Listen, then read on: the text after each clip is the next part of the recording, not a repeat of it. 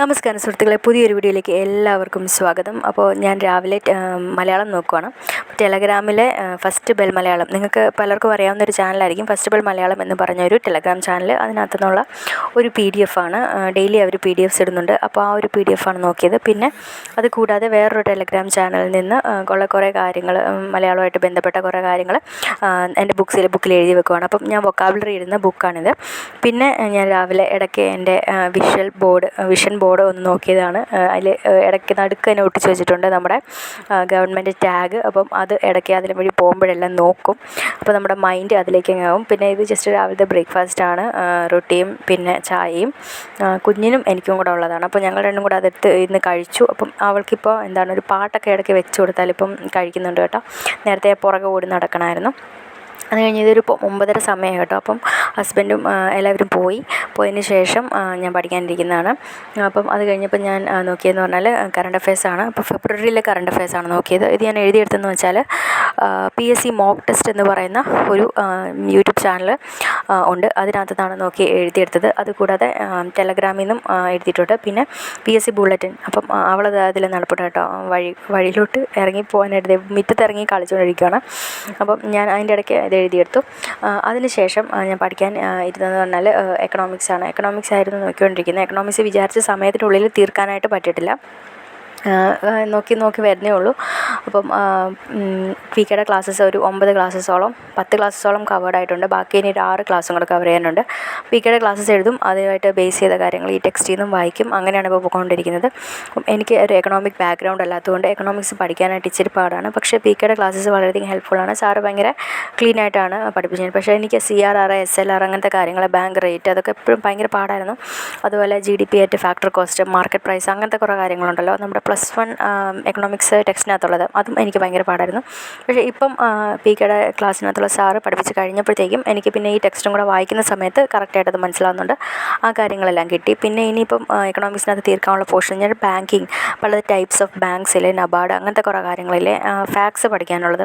അപ്പോൾ ഫാക്ച്വൽ ആയിട്ടുള്ള നോളജ് പഠിക്കാൻ എനിക്ക് ഇച്ചിരി പാടാണ്.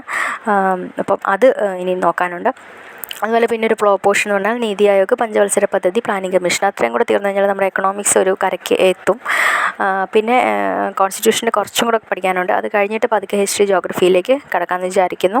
അപ്പം ഇനിയിപ്പം ഉള്ളതെന്ന് പറഞ്ഞാൽ കൃത്യം ഒരു 60 ഡേയ്സ് ഏകദേശം ഉള്ളൂ. അതായത് മെയ്യിലാണ് ഫസ്റ്റ്, മെയ് 24 അങ്ങനെ കണ്ടാണ് ഫസ്റ്റ് പ്രിലിംസ്. അത് കഴിഞ്ഞിട്ട് പിന്നെ ജൂണിൽ നെക്സ്റ്റ്. അപ്പം 2 സ്റ്റേജസ് ആണ് ഉള്ളത് എന്ന് തോന്നുന്നു. അപ്പം 2 സ്റ്റേജസ് ആണ്. അപ്പം കൂടി വന്നാലും ഇപ്പം മെയ്യിൽ എക്സാം ഇല്ലെങ്കിൽ തന്നെ വീണ്ടും ഒരു 90 അല്ലെങ്കിൽ 80 ഡേയ്സൊക്കെ നമുക്കുള്ളൂ പഠിക്കാനായിട്ട്. അപ്പം ഏകദേശം 60 ഡേയ്സ് വെച്ചിട്ടാണ് ഉള്ളൂ പഠിക്കാൻ. കൃത്യമായിട്ട് 2 മാസം സമയം മാത്രം. അതിനകത്ത് കുറേ പോർഷൻസ് തീർക്കാനുണ്ട്. പിന്നെ ക്വസ്റ്റ്യൻ പേപ്പേഴ്സ് പ്രിലിംസിൻ്റെ എങ്കിലും ചെയ്തിട്ട് പോകണമെന്നുണ്ട്.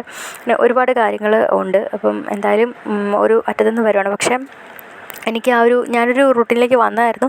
പക്ഷേ ആ റൂട്ടീൻ എനിക്കിപ്പം പൂർണ്ണമായിട്ട് ഫോളോ ചെയ്യാൻ പറ്റുന്നില്ല. അതുപോലെ കുറച്ച് എനിക്കൊന്ന് ഡിപ്രസ്ഡായി പോവാണ്. കാരണം ഞാൻ ഇന്നലെ ഞാൻ ഏകദേശം ഒരു 4 മണി വരെ ഇരുന്നു. പക്ഷേ നെക്സ്റ്റ് ഡേ എഴുന്നേറ്റപ്പോഴത്തേക്കും ഭയങ്കരമായിട്ട് പറ്റുന്നില്ലായിരുന്നു. എൻ്റെ ബ്രെയിൻ ഒട്ടും ഫോക്കസ് ചെയ്യാൻ പറ്റുന്നില്ല. അപ്പോൾ അത്രയും നേരം ഇപ്പോൾ ഇരിക്കാൻ പറ്റുന്നില്ല. 3:30 കിടന്ന് നോക്കണം. പ്രോപ്പറായിട്ട് നടക്കുന്നില്ല. സോ അതാണ് എനിക്ക് ടൈം കറക്റ്റായിട്ട് ഫോളോ ചെയ്യാനായിട്ട് ഇപ്പോൾ പറ്റുന്നില്ല. പക്ഷേ അത് റൂട്ടീൻ നമ്മൾ ഫോളോ ചെയ്തെടുത്തേ പറ്റൂ. കാരണം നമുക്ക് വേറെ ഒരു ഓപ്ഷൻ ഇല്ല. അപ്പം ബേബി നമ്മുടെ റെസ്പോൺസിബിലിറ്റിയാണ്. ബേബിനെ നമ്മൾ നോക്കിയേ പറ്റൂ. പിന്നെ നമുക്ക് വേറെ ഓപ്ഷൻ ഇല്ല. നമ്മൾ ഉള്ള സമയം കണ്ടെത്തി പഠിക്കുക എന്നുള്ളത് മാത്രമേ ഉള്ളൂ. അപ്പം സ്ട്രഗിൾ ചെയ്ത് പഠിച്ചാൽ അതിൻ്റെ ഒരു ബെനിഫിറ്റ് നമുക്ക് കിട്ടും.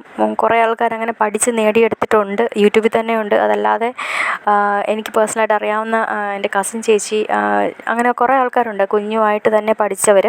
പക്ഷെ നമ്മൾ ആ ഒരു ഭയങ്കര ഒരു ഡീപ്പ് ഇതിലേക്ക് വരണം. ഞാൻ ഏകദേശം ഒന്ന് വന്ന് തുടങ്ങിയതായിരുന്നു. അപ്പോഴാണ് ഒരു റൂട്ടീൻ ബ്രേക്ക് വന്നത്.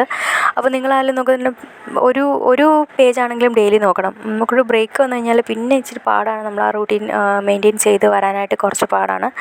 അപ്പോൾ അതാണ് ശരിക്കും ഇനി ഈ ഒരു വർഷം ഉള്ള എക്സാം എന്ന് പറഞ്ഞാൽ സെയിൽസ്മാൻ എന്ന് പറഞ്ഞാൽ ഇപ്പോൾ നിയമനങ്ങളൊന്നും തന്നെ നടക്കുന്നില്ല. അതുകൊണ്ട് അത് ഒരു ആദ്യത്തെ 100-ലൊക്കെ വന്നാൽ മാത്രമേ നമുക്ക് നിയമനം കിട്ടുമെന്ന് പറയാൻ പറ്റും. 100 പോലും വന്ന നിയമനം കിട്ടുമെന്ന് അറിയത്തില്ലാത്തൊരവസ്ഥയാണ് സെയിൽസ്മാൻ്റെ. പിന്നെയുള്ള പരീക്ഷ സെക്രട്ടേറിയറ്റ് അസിസ്റ്റൻ്റാണ്. സത്യം പറഞ്ഞാൽ നല്ല ഒരു കോൺഫിഡൻസ് ഇല്ലായ്മയുണ്ട്. കാരണം എക്സാം നല്ല പാടായിരിക്കും എന്നൊരു ഫീലിങ് പ്രിലിംസ്, പിന്നെ മെയിൻസ്, പിന്നെ അവർ ചോദിക്കുന്ന SCRT NCERT നിന്നാണല്ലോ ഇത്രയും ആൾക്കാർ എഴുതുന്നു, അല്ലെങ്കിൽ സിവിൽ സർവീസിന് പ്രിപ്പയർ ചെയ്യുന്നവർ ആ ഒരു ലെവലിൽ പഠിച്ചവർ എക്സാം എഴുതുന്നു. അതിൻ്റെ ഇടയ്ക്ക് ഞാൻ ഈ കുഞ്ഞിനെയും കൊണ്ട് 2 to 3 hours ഡെയിലി പഠിക്കുന്നതിനെ കൊണ്ട് പറ്റുമോ? അങ്ങനൊരു ഡൗട്ട് എനിക്ക് ശരിക്കും ഫീൽ ചെയ്യുന്നുണ്ട്. ഇടയ്ക്ക് ഫീൽ ചെയ്യും, ഇടയ്ക്ക് ഞാൻ ഒരു ചെറിയ ഒരു മാനസിക സംഘർഷത്തിലേക്ക് പോകും. പക്ഷേ സ്റ്റിൽ വേറൊരു ഓപ്ഷനില്ല, നമുക്കൊരു ഓപ്ഷനില്ല. നമുക്ക് ഈ ഒരു പരീക്ഷ എഴുതി നമുക്ക് ഈ വർഷം തന്നെ ഒന്ന് ലിസ്റ്റ് കയറി, അല്ലെങ്കിൽ ഇത് ഈ പ്രോസസ്സ് ഇങ്ങനെ കണ്ടിന്യൂ ചെയ്ത് പോകും. കാരണം ഇനിയിപ്പോൾ അടുത്ത LD വരും, LD അത് കിട്ടണമെങ്കിൽ ഇനി 2-3 വർഷം കഴിയും. അങ്ങനെ ഇതൊരു പ്രോസസ്സ്, ലോങ് ഗോയിങ് പ്രോസസ്സായിട്ട് കണ്ടിന്യൂ ചെയ്യാനായിട്ട് എനിക്ക് താല്പര്യമില്ല. എത്രയും വേഗം ലിസ്റ്റിൽ വരിക. അപ്പോൾ സെക്രട്ടറി അസിസ്റ്റൻ്റ് തന്നെ അത്രയും നല്ല, അതായത് നല്ല സാലറിയുള്ള, നമ്മുടെ ഡിഗ്രി PG ഹോൾഡറാണ് ഞാൻ. അപ്പോൾ നമുക്ക് ഡിഗ്രി എങ്കിലും ക്വാളിഫൈഡ് ആയിട്ടുള്ള ഒരു ജോബ് എന്നുള്ള രീതിയിലേക്ക് പഠിച്ച് സെക്രട്ടറി അസിസ്റ്റൻ്റ് നേടണം എന്നെനിക്കുണ്ട്. അപ്പോൾ ശരിക്കും നമ്മൾ റൂട്ടീൻ സെറ്റ് ചെയ്യുക എന്നുള്ളതാണ്. അപ്പോൾ കുറേ പേര് എൻ്റെ കമൻറ്റ് സെക്ഷനിൽ നേരത്തെ വീഡിയോസിലൊക്കെ വന്ന് ചോദിക്കാറുണ്ട് എങ്ങനെയാണ് രാത്രിയിൽ ഇരിക്കുന്നത്. അപ്പോൾ രാത്രിയിൽ എനിക്ക് ഇരിക്കാൻ പറ്റുന്നുണ്ടായിരുന്നു, പക്ഷേ ഇപ്പോൾ റൂട്ടീൻ ബ്രേക്ക് വന്നതിന് ശേഷം എനിക്ക് രാത്രിയിൽ ഇരിക്കാനായിട്ട് പറ്റുന്നില്ല. അപ്പം ഏതൊക്കെ സമയം കിട്ടുന്നോ ആ സമയമെല്ലാം യൂട്ടിലൈസ് ചെയ്ത് ഒരു പുതിയ റൂട്ടീൻ ഈ ഒരു മെയ്യുടെ ലാസ്റ്റ് വീക്ക് തന്നെ ഒന്ന് സെറ്റ് ചെയ്തെടുക്കണം. എന്നിട്ട് പിന്നെ അത് ഏപ്രിലിലേക്കും കൊണ്ടുപോയി മാക്സിമം സിലബസ് തീർത്ത് ക്വസ്റ്റ്യൻ പേപ്പറും ചെയ്തിട്ട് പോകണം എന്നുള്ളതാണ് എൻ്റെ ഒരു ആഗ്രഹം. അപ്പം അത്രയൊക്കെയാണ്. അപ്പം ഞാൻ എക്കണോമിക്സ് ആണ് കേട്ടോ പഠിച്ചുകൊണ്ടിരിക്കുന്നത്. എക്കണോമിക്സിൻ്റെ ഇനിയിപ്പോൾ പഠിക്കാനുള്ള പോർഷൻസ് ഞാൻ മറിച്ച് നോക്കുകയാണ്. ബാങ്കിങ് എനിക്ക് ഭയങ്കര പാടാണ് ബാങ്കിങ് പഠിക്കാനായിട്ട്. ഇത് നമ്മുടെ PKയുടെ ക്ലാസ്സസിൻ്റെ ഒരു നോട്ട്സാണ് കേട്ടോ. അപ്പോൾ സാറിങ്ങനെ വരച്ചാണ് പഠിപ്പിക്കുന്നത്. ഇപ്പം SLR CRR എന്നൊക്കെ പറഞ്ഞ പോർഷൻ ഇങ്ങനെ കടമെടുത്തു, ബാങ്കിൽ നിന്ന് കടമെടുത്തു, അപ്പോൾ നമ്മൾ ഇത്ര റേറ്റ് അങ്ങോട്ട് കൊടുക്കണം, അങ്ങനെ പറഞ്ഞ് വരച്ച് പഠിപ്പിക്കുന്നത് കൊണ്ട് എനിക്ക് പഠിക്കാൻ പറ്റുന്നുണ്ട്. അപ്പം ഇതൊരു I think ഒരു 4:35 ആ ഒരു ടൈമാണ് കേട്ടോ. അത് കഴിഞ്ഞ് പിന്നെ ആയിരുന്നത് ഒരു 11:30ക്കാണ്. 11:30 to ഒരു 4:30 ഞാൻ ഇരുന്നായിരുന്നു വെച്ചാൽ അതിൻ്റെ ഇടയ്ക്ക് കുറച്ച് ഡിസ്ട്രാക്ഷൻസും കാര്യങ്ങളൊക്കെ ഉണ്ട്. എന്നാലും അത്രയും സമയം ഇരുന്നു വെച്ചാൽ അതിൻ്റെ ഇടയ്ക്ക് ഒരു 3 തവണയെങ്കിലും ഒരു കുഞ്ഞിന് ഫീഡിങ് ഉണ്ട്. ഫീഡ് ചെയ്തിട്ട് ചിലപ്പോൾ അവിടെ കിടന്ന്, എന്നാലും ഉറക്കം കഴിഞ്ഞ് എഴുന്നേൽക്കുമ്പോഴത്തേക്കും ഞാൻ എഴുന്നേറ്റ് പോരും പഠിക്കാനായിട്ട്. അങ്ങനെ ഒരു 3 times എങ്കിലും ഫീഡിങ് ചെയ്തിട്ട് പിന്നെ വന്ന് പഠിക്കാനായിട്ട് ഇരിക്കും. അങ്ങനെയായിരുന്നു പോയിക്കൊണ്ടിരുന്നത്. ഞാൻ പഠിക്കാൻ തുടങ്ങിയ പോർഷൻ ഇപ്പോൾ ഞാൻ തീർത്തെന്ന് പറഞ്ഞാൽ GDP ആ ഒരു ഏരിയ എല്ലാം തീർത്തു കേട്ടോ. Planning, Indian economy